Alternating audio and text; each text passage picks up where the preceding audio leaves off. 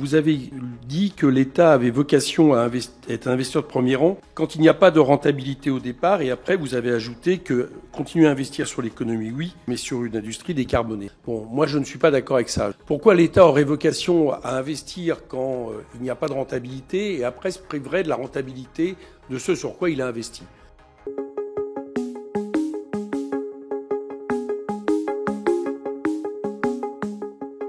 Or, la rentabilité des autoroutes, le moins qu'on puisse dire, c'est que cette étude montre qu'elle est prouvée. Vous pourriez très bien avoir une solution où l'État investit sur les autoroutes, il y a une rentabilité, il prend cette rentabilité en termes de dividendes pour l'État, et puis ça lui permet même d'investir après, comme vous le dites, sur des industries décarbonées.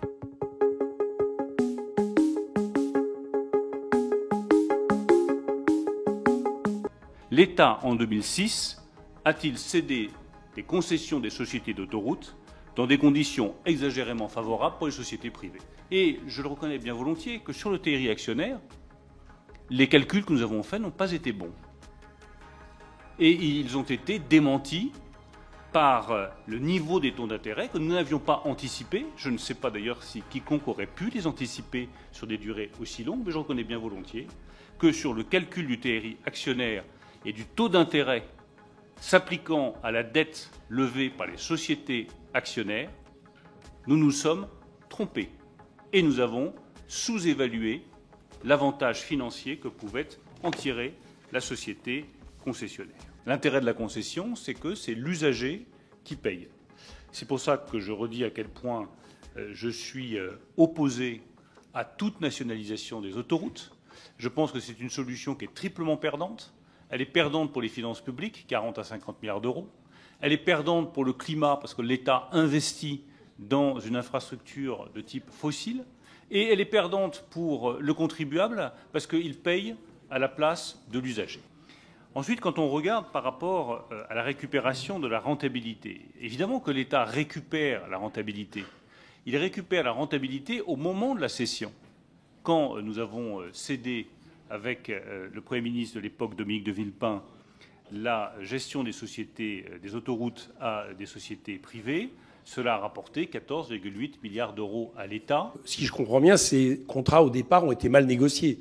Parce que les différences de points que vous évoquez de 1 à 4, c'est plusieurs milliards. Que les concessionnaires auraient dû payer en plus et qu'ils n'ont pas payé par rapport à la rentabilité qui a été supérieure. Peut-être que les concessionnaires d'autoroutes se sont un peu mieux débrouillés dans les termes du contrat que l'État. Et là aussi, ça interroge. Ensuite, ça s'est accru, c'est ça le problème.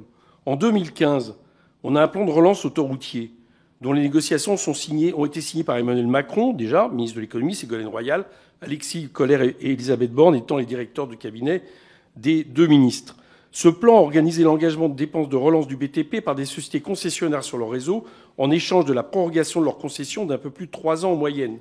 La Cour des comptes dit que c'est une très bonne affaire pour les actionnaires qui peuvent ainsi compter sur une manne de 15 milliards de dividendes supplémentaires. L'an dernier, d'après l'Observateur, les sociétés concessionnaires d'autoroutes ont versé 3,3 milliards d'euros de dividendes, une augmentation de près de 40% par rapport à 2020. Donc cette rentabilité, le moins qu'on puisse dire, c'est qu'elle continue à croître. Moi, ce que j'interroge, c'est pourquoi continuer à avoir des concessions. C'est les questions de Monsieur le maire, mais je pense que vous pourrez nous répondre, qui nous dit c'est pas aux contribuables, mais aux usagers de payer.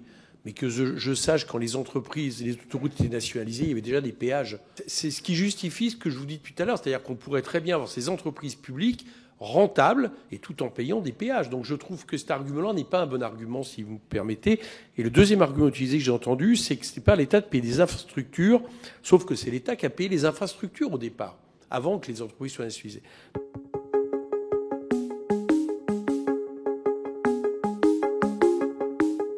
Sur l'avenir et l'exploitation des autoroutes, ce qui me permet de répondre au président Coquerel en même temps. Vous avez raison, il faut bien distinguer les sujets.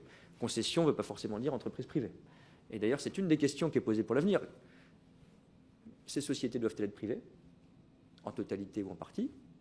Est-ce que c'est mieux géré si c'est public? Est-ce qu'on n'a pas les inconvénients de la surprofitabilité? Ou est-ce qu'il vaut mieux avoir des sociétés privées, mais avoir des contrats plus exigeants et une fiscalité plus exigeante? C'est aussi une option. Est-ce qu'il faut remettre en cause, ce qui est une question différente en effet, le modèle des concessions lui-même?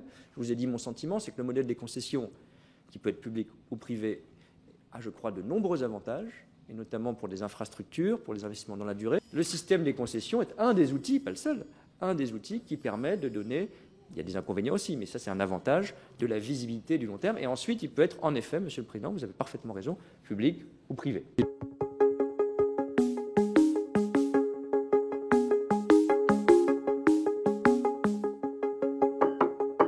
Pouvons-nous raccourcir la durée des concessions? Nous le pouvons à une réserve juridique près.